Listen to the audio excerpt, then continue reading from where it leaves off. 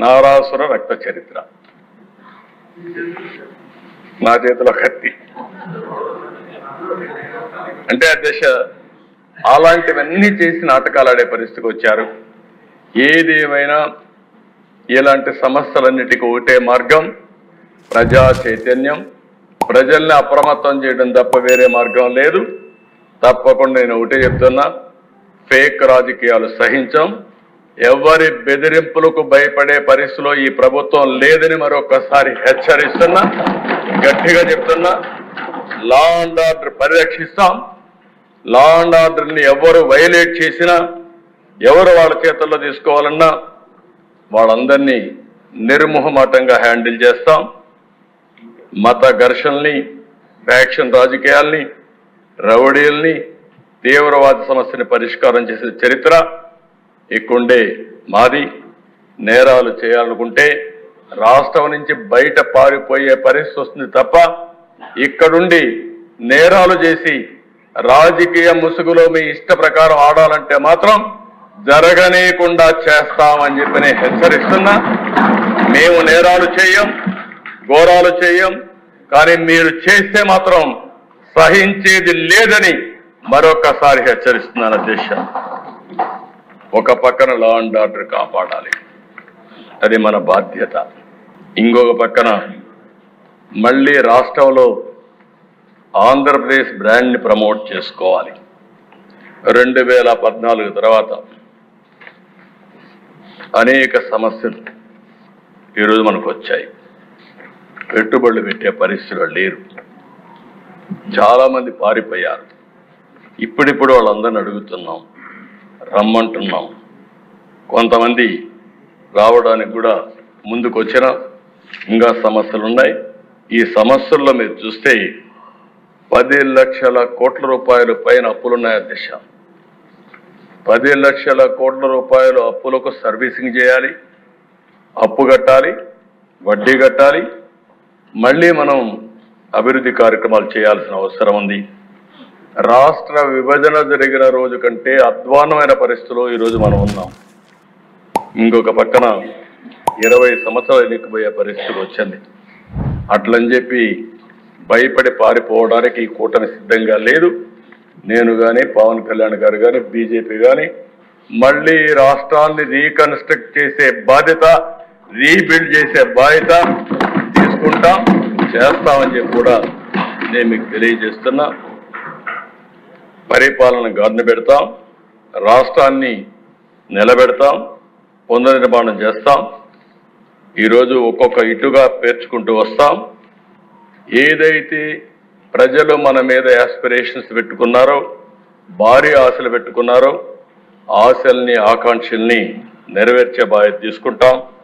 అదే మరి అధ్యక్ష, ఈరోజు మేము చూస్తే, నేను ఇంత మునిపే పవన్ కళ్యాణ్ గారు కూడా ఒక మాట చెప్పారు, చాలా మంచి మాట కూడా.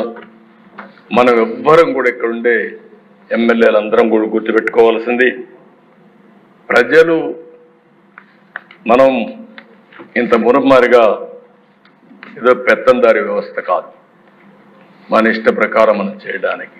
నేను అందుకనే మా వాళ్ళని చాలా స్పష్టంగా అడుగుతున్నా, ఇప్పుడు కూడా మళ్ళీ అపీల్ చేస్తున్నా పోలీసులు కూడా. నేను ఎక్కడైనా పోతే సెక్యూరిటీ కోసం 1 నిమిషం మీరు ట్రాఫిక్ ఆపి పంపించండి. ఒకవేళ కాదు అంటే నేను కూడా ఒక 5 నిమిషాలు లేట్ అయినా పర్వాలేదు, నేను ఉంటాను తప్ప ముఖ్యమంత్రి వచ్చాడని హంగామా చేసి మళ్ళా పరదాలు కట్టడం, చెట్లు నరికేయడం, ఎక్కడికక్కడ రెడ్ కార్పెట్లు వేయడం, ఇవి ఎక్కడా చేయొద్దని విజ్ఞప్తి చేస్తున్నా. చెట్లు నరికేయడం, ఇంకో పక్కన షాపులు మూసేయడం, స్కూల్స్ మూసేయడం, ఆ స్కూల్ బస్సులన్నీ పంపించడం, హౌస్ అరెస్టులు చేయడం, అక్కడ పోతే అన్ని పార్టీ వాళ్ళని హౌస్ అరెస్టులు చేసి ఎవరిని రోడ్డు మీదకి రాకుండా చేయడం. ఏం పర్వాలేదు, నా మీద ఒక రాయి వేసినా భరించడానికి సిద్ధంగా ఉన్నా. ఆ భరింపు ప్రజా తీర్పుకు, ప్రజా ఒక రివోల్ట్కి దోహదం చేసే విధంగా చేస్తాను తప్ప భయపడే పరిస్థితి ఉండదు. కాబట్టి ఎవ్వరు కూడా అలాంటి చేయొద్దని చెప్పి కోరుతున్నా. మా ఎమ్మెల్యే చెప్పిన దిశ అది ఏంటో ఆశ్చర్యం నాకు అది అర్థం కాదు. ఎందుకు ఆ పైశాచిక ఆనందం కూడా నాకు అర్థం కాదు. హెలికాప్టర్ పైన పోతుంది, రోడ్డు అంతా బంద్. అంటే చెట్లు నరికేయడం, అంటే పైన పోయి హెలికాప్టర్ కూడా చెట్లు అడ్డం వచ్చాయి. దిశ చాలా జరిగాయి. ఏదేమైనా ఈ రాష్ట్రంలో మళ్ళీ మనం గుర్తుపెట్టుకోవాల్సింది, సహజ వనరులు ఎక్కువ ఉండే రాష్ట్రం ఆంధ్రప్రదేశ్ రాష్ట్రం. సమర్థులైన ప్రజానీకం ఉండే రాష్ట్రమే రాష్ట్రం. అదృష్టమో దురదృష్టమో తెలియదు కానీ ఈ రాష్ట్రంలో మాత్రం మనం ఏమీ చేయలేకపోతున్నాం. రాష్ట్రం బయట పోతే మాత్రం మనకు తిరుగులేదు. ఏ జిల్లాకు ఏ రాష్ట్రానికి పోయినా మన వాళ్ళే ఉంటారు, ఏ దేశానికి పోయినా మన వాళ్ళే ఉంటారు. అదే నా ఆలోచన. మళ్ళీ తిరిగి అలాంటి పరిస్థితి ఈ రాష్ట్రం రావాలి. ఈ రాష్ట్రంలో ఉండే ప్రజానీకం ఒక సమర్థవంతమైన ప్రజానీకంగా మనం చేసుకోవాల్సిన అవసరం ఉంది. 974 కిలోమీటర్ల తీర ప్రాంతం ఉంది. ఎవ్వరికీ లేని అదృష్టం ఇది. పోర్ట్లు, ఎయిర్పోర్ట్లు నిర్మాణం చేసుకోవాలి. పోర్ట్ లెడ్ ఎకానమీకి ముందుకు పోవాలి. లాజిస్టిక్స్ హబ్గా చేసుకోవాల్సిన అవసరం ఉంది. అయితే ఆ దిశ రాత్రికి రాత్రే ఇవన్నీ అయిపోతాయని నేను చెప్పలేను, కానీ కష్టపడితే అసాధ్యం కాదు. ఈరోజు దిశ మొట్టమొదటిసారిగా మా కూటమి, నేను కానీ పవన్ కళ్యాణ్ గారు కానీ బీజేపీ లీడర్స్ కానీ ఢిల్లీకి పోయినప్పుడు చాలా స్పష్టంగా రిక్వెస్ట్ చేశాం. అందుకే మొట్టమొదటిసారిగా 5 సంవత్సరాల తర్వాత మీరు చూస్తే కేంద్ర బడ్జెట్లో ఆంధ్రప్రదేశ్ రాష్ట్రానికి తగిన గుర్తింపు వచ్చింది. దీంతో ఒక నమ్మకం పెరిగే పరిస్థితికి వచ్చింది. అమరావతి క్యాపిటల్కి special finance support, multilateral development agency ద్వారా దగ్గర ఒక 15,000 కోట్ల రూపాయలు ఇవ్వడానికి కేంద్రం ప్రతిపాదన పెట్టింది. ఈరోజే బడ్జెట్లో కూడా ఫైనాన్స్ మినిస్టర్ గారు చాలా స్పష్టంగా చెప్పారు. రెండవ దిశ పోలవరం. ఏదైతే ఈ దుస్థితికి కారణం ఇప్పుడిప్పుడే రిపోర్ట్ కూడా ఇచ్చారు. ఆ రిపోర్ట్ ప్రకారం ప్యారలల్ డయాఫామ్ వాల్ కట్టాలని, దాన్ని రిపేర్లు చేసి కుదరదని చెప్పి ఇచ్చారు. అది కూడా పూర్తి చేస్తే వీలైనంత తొందరలో మేము పూర్తి చేస్తాం పోలవరం అని కేంద్రం ముందుకు వచ్చింది. దీనికి మనస్ఫూర్తిగా ధన్యవాదాలు తెలియజేసుకుంటున్నా. ఇంకొక పక్కన దిశ ఏదైతే ఈరోజు additional funds for industrial development, essential infrastructure will be provide for water, power, railways, roads, ఇవన్నీ ఇవ్వడానికి ఒకటి కొప్పర్తి కడప జిల్లా, రెండోది ఓర్వకల్ కర్నూలు, ఈ రెండుకు కూడా కేంద్రం ముందుకు వచ్చారు. ఇది శుభ పరిణామం. దీనికి మనస్ఫూర్తిగా అభినందిస్తున్నాను. ఇంకొక పక్క దిశ ఏదైతే గ్రాంట్స్ బ్యాక్వర్డ్ డిస్ట్రిక్ట్స్, రాయలసీమ 4 జిల్లాలు, ఉత్తరాంధ్ర 3 జిల్లాలు, ప్రకాశం జిల్లా 1, మొత్తం ఫస్ట్ టైం ప్రకాశం జిల్లా కూడా అడిగా. ప్రకాశం జిల్లా కూడా ముందుకు వచ్చారు. ప్రకాశం జిల్లా దాంట్లో ఇంక్లూడ్ చేశారు. We're very happy. ఎందుకంటే ప్రకాశం జిల్లా బ్యాక్వర్డ్ ఏరియా మొత్తం, అలాంటి జిల్లాకు అన్యాయం జరుగుతున్న ఉద్దేశంతో గట్టిగా అడిగితే ఇది కూడా యాడ్ చేశారు. ఈ 8 జిల్లాలకు కూడా ఆర్థిక సహాయం చేస్తామని ముందుకు వచ్చారు. దానికి కూడా మనస్ఫూర్తిగా మనం అడిగిన డిమాండ్స్ ఉన్నాయి, ఇవన్నీ వర్కౌట్ చేస్తాం. ఇది కూడా మనం ముందుకు తీసుకెళ్తాం. ఇది కాకుండా ఎకనామిక్ గ్రోత్కి మన దగ్గర డబ్బులు లేవు. దీనికి క్యాపిటల్ ఎక్స్పెండిచర్ కింద, ఇన్వెస్ట్మెంట్ కింద కేంద్రాన్ని ఆర్థిక సహాయం అడిగాం. దానికి కూడా ముందుకు వచ్చారు అధ్యక్ష.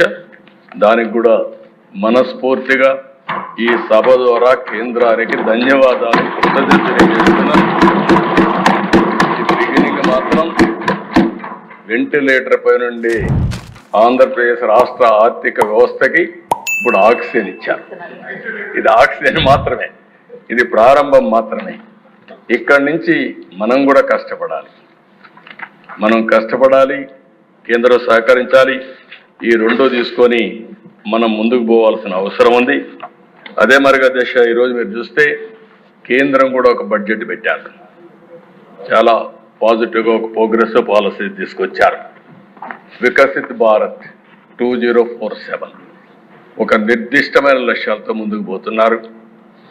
తప్పకుండా నరేంద్ర మోడీ గారి నాయకత్వంలో ఈ దేశం ప్రపంచంలోనే ఒక అగ్రదేశంగా తయారవుతున్నట్లో అనుమానం లేదు. అదే సమయంలో మనకు కూడా ఒక నిర్దిష్టమైన ఆలోచన, పేదరికం లేని సమాజం, అదే మరి ఆర్థిక అసమానతలు తగ్గించే వ్యవస్థ రావాలని మనస్ఫూర్తి కోరుకుంటున్నాం. జీరో పావర్టీ ఈజ్ అవర్ స్లోగన్గా ఉండాలి. మీరు కూడా మీ నియోజకవర్గాలన్నీ పోటీ పడాలి. ఏ నియోజకవర్గం ఎప్పుడైతే జీరో పావర్టీ నియోజకవర్గంగా, జీరో పావర్టీ జిల్లాగా, జీరో పావర్టీ రాష్ట్రంగా తయారు చేయడం మనందరి ధ్యేయం కావాల్సిన అవసరం ఉంది. నా ఆలోచన ఒకటి పేదరికం లేని సమాజం, 2 తెలుగు జాతి ప్రపంచంలోనే నెంబర్ 1 జాతిగా ఉండాలనేది నా ఆకాంక్ష. దీనికోసం 24 గంటలు పనిచేస్తాం. ఈరోజు గవర్నర్స్ అడ్రస్ మళ్ళీ ఒకసారి మనస్ఫూర్తిగా ధన్యవాదాలు తెలియజేసుకుంటూ, అయితే తొందరలోనే ఒక బడ్జెట్ ప్రవేశపెడతాం. దాంట్లో మీ అందరికి క్లారిటీ ఇస్తాం, రాష్ట్ర ప్రజలందరికీ క్లారిటీ ఇస్తాం. ఏ విధంగా అభివృద్ధి చేస్తామో, మనకుండే వనరులు ఏమున్నాయి, ఇబ్బందులు ఏమున్నాయి, అన్ని విషయాలు చెప్తాం. అంతేకాకుండా సూపర్ 6 కూడా చెప్పాం. ఆ సూపర్ 6 ఏదైతే మేము చెప్పామో తప్పకుండా అమలు చేయడానికి ముందుకు పోతామని మరొకసారి హామీ ఇస్తున్నాం. ఇప్పటికే 40 రోజులైంది. 40 రోజుల్లో మీరు చూస్తే అధ్యక్ష, మొదటి సంతకం 5 సంతకాల పని పెట్టాను. ఒకటి మెగా డిఎస్సి ఏదైతే 16,350 ఉద్యోగాలకు సంతకం పెట్టాం. ప్రాసెస్ స్టార్ట్ అయింది. వీలైన తొందరలో ఒక పద్ధతి ప్రకారం అది పూర్తి చేసే బాధ్యత ఈ ప్రభుత్వాన్ని. అదే మరి పెన్షన్స్ ఏమాత్రం ఒక్క నిమిషం ఆలోచించకుండా 4,000 రూపాయలు, 3,000 రూపాయలు ఉండే పింఛన్ 4,000 రూపాయలు, ఎవరైతే ఫిజికల్లీ ఛాలెంజ్ ఉన్నారో వాళ్ళందరికీ 3,000 నుంచి 6,000 రూపాయలు. అదే మేరకు ఒకేసారి ప్రతి ఒక్క ఇంటికి అసాధ్యమన్నారు సచివాలయ సిబ్బంది, పని చేయలేరని చెప్పారు. కానీ ఇది సాధ్యమని నిరూపించి ఒకే రోజు పెన్షన్లు ఇచ్చిన ఘనత కూడా ఈ ఎన్డీఏ ప్రభుత్వాన్ని. అది కూడా పూర్తి చేశాం. ఇంకో పక్కన దిశ అన్నా క్యాంటీన్ 5 రూపాయలకే అన్నం పెట్టే కార్యక్రమం ఆగస్టు 15 నుంచి కనీసం 100 క్యాంటీన్లో ప్రారంభమవుతుంది. మిగిలినటన్ని కూడా మళ్ళా రోల్అవుట్ చేస్తాం. ఇదే కాకుండా దేశ స్కిల్ సెన్సస్ దేశంలో ఎక్కడా చేయని విధంగా ఒకరోజు నేను పవన్ కళ్యాణ్ గారు ఒక మీటింగ్కి వెళ్తున్నాం. ఆ రోజు మాటల్లో వచ్చినప్పుడు వారు ఒక మాట అన్నారు, ఎందుకు మనం స్కిల్ సెన్సస్ చేయకూడదని అడిగారు. నేను ఇమ్మీడియట్గా ఆయన చెప్పంగానే is a very good idea, ఇప్పుడే అనౌన్స్ చేస్తానని ఆ మీటింగ్లో అనౌన్స్ చేశాను. అక్కడి నుంచి స్కిల్ సెన్సస్ కూడా సంతకం పెట్టాం. ఇవేవైతే 5 సంతకాలు పెట్టామో ఆ 5 ల్యాండ్ టైటిలింగ్ యాక్ట్, ఇది భయంకరమైన యాక్ట్. ఈరోజు రేపు మీరు చర్చిస్తారు. ఈరోజు ఇంట్రడ్యూస్ చేశారు, రేపు చర్చ చేస్తారు. ఒక దుర్మార్గుడు అధికారంలోకి వస్తే ప్రజల ఆస్తులకు కూడా ఏ విధంగా రక్షణ ఉండదో ఈ ల్యాండ్ టైటిలింగ్ యాక్ట్ అనేది ఒక ఉదాహరణ. ప్రజల్లో ఆ అపోహలు వచ్చే పరిస్థితికి వచ్చింది. ఇవన్నీ కూడా ఒక సుపరిపాలనకు మారు పేరుగా ఈ ఎన్డీఏ గవర్నమెంట్ ఉండాలని రాష్ట్రంలో నేను మనస్ఫూర్తిగా కోరుకుంటూ, కష్టాలున్నాయి, ఇబ్బందులున్నాయి, ఒకే రోజు మేము మొత్తం తీరుస్తాం చెప్పలేం, కానీ కష్టపడే ధైర్యం ఉంది. ఈ రాష్ట్రం కోసం పాటుపడే నాయకత్వం నేను కానీ, జనసేన నాయకుడు పవన్ కళ్యాణ్ గారు కానీ, బీజేపీ కానీ పనిచేసి మీరు చూపించిన అభిమానానికి తిరిగి మీ రుణం తీర్చుకుంటామని మరొక్కసారి ప్రజలందరికీ హామీ ఇస్తూ, మరొక్కసారి గవర్నర్కి పూర్తిగా మనస్ఫూర్తిగా ధన్యవాదాలు తెలియజేసుకుంటూ సెలవు తీసుకుంటున్నాను.